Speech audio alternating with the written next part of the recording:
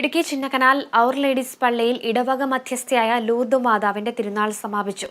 3 ദിവസങ്ങളിലായാണ് തിരുനാൾ നടന്നത്. തിരുനാൾ സമാപന ദിവസം ആഘോഷമായ ദിവ്യബലിക്കും പ്രദക്ഷിണത്തിനും ശേഷമാണ് തിരുനാൾ സമാപിച്ചത്. ചിന്നക്കനാൽ ഔർ ലേഡീസ് ദേവാലയത്തിൽ ഇടവക മധ്യസ്ഥയായ ലൂർദ് മാതാവിന്റെ തിരുനാൾ സമാപിച്ചു. 3 ദിവസങ്ങളിലായാണ് തിരുനാൾ കർമ്മങ്ങൾ നടന്നത്.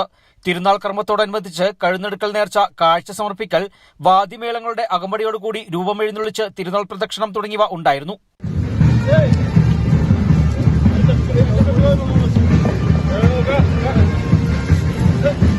9-ാം തീയതി വൈകുന്നേരം ചാത്തന്തറ പള്ളി വികാരി റവറന്റ് ഫാദർ മാത്യു ബ്രിട്ടോ വില്ലുകുളം കൊടിയേറ്റ് കർമ്മം നിർവഹിച്ചതോടെ ഇടവക മധ്യസ്ഥയായ ലൂർദ് മാതാവിന്റെ തിരുനാളിന് തുടക്കം കുറിച്ചത്.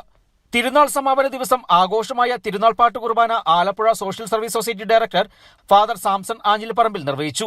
ദിവ്യകാരണാശീർവാദവും സ്നേഹവിരുന്നോടുകൂടിയാണ് പെരുന്നാൾ സമാപിച്ചത്.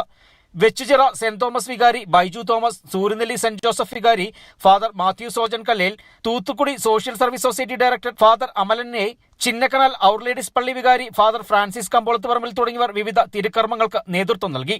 3 ദിവസമായി നടന്ന തിരുനാൾ ചടങ്ങിൽ ചിന്നക്കനാൽ സൂര്യനെല്ലി മേഖലകളിൽ നിന്നും നിരവധി വിശ്വാസികളാണ് പങ്കെടുത്തത്. Bineesh Antony, Kerala vision news, Idukki.